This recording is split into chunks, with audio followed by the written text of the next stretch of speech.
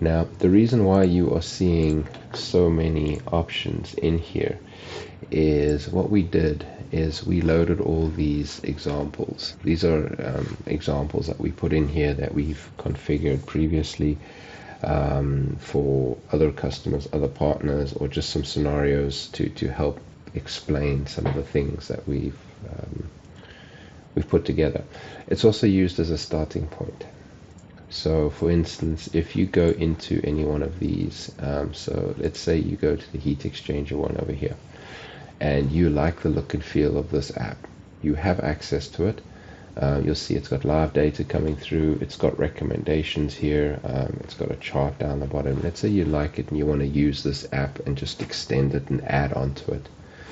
You can do that. How you do that is, you see the pencil over here?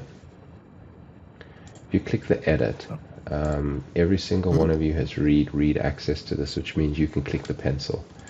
What that means is you'll be able to open the app, but you can't edit it. That means you can't break it. So don't worry about, well, I don't want to go into these in case I break it or make a change. You can't do that. If it's published, it can't be edited. However, you can actually have a look at how it was configured. So for instance, you can see the yellow has around the box that tells me there's a data source on it. If I click that box and I go to the properties, you can see, okay, so there's my data source, which is telemetry. I can go to the page data and I can see, well, there is my fields that's in the data source. Click the pencil, and the pencil will actually show you and tell you, okay, so it's getting it from that data stream. So smart assets, that data stream. So now you can go into the data stream and you can do the same thing here. You can go into, for instance, smart assets, and you can see there is the data stream. You have access to the data stream as well, and you can see there is the data stream that is actually being used to pass data through to this particular app. So you can see if I double click this, and it looks very similar to what you configured. This is just using the event simulator, a broadcast, so we can run recommendations. If you do the end-to-end training, it'll show you the run recommendations and walk through that for you. What you'll see here, we're only looking for one record, so I want one record at a time. Cache per entity, and you'll see asset number is my identifier in here. So you have access to these as well. Again, read access. Once you get comfortable, we can give you right access to these as well. The other reason why you've got access to these is you don't have to create this all from scratch.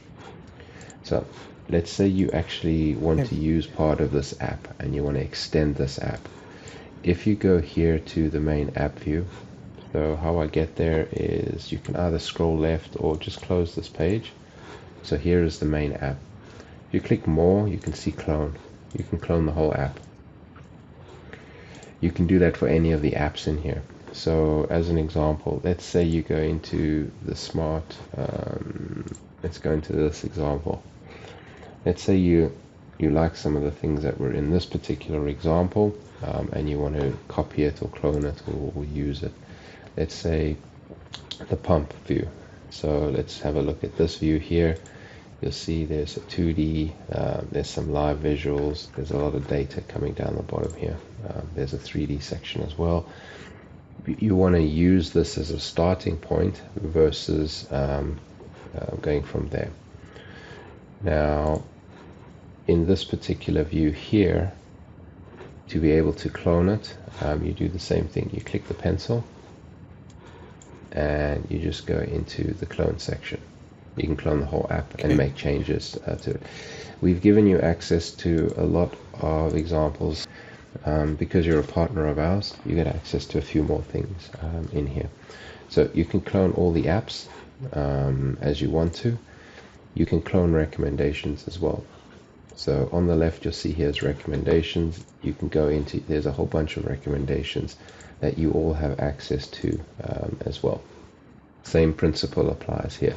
You can go to more and you can clone the recommendation, give it a name that makes sense to you, and then you can play around with it. You can change it, see how it works, get comfortable, break it, delete it, but you can't change the current running ones that are there, so you don't have to worry about that. And then the last is obviously the data streams as well, that you also have access to those, so you can clone and use those from that perspective. The intent is this is to help you create and configure apps to get out of the gate pretty quickly. These are not production, ready samples, if I can call it that. So you can't really take one of these and go put it into production at a customer. That's not their intent. Their intent is to show you different capabilities and what you can actually work through and configure and go through. Yeah.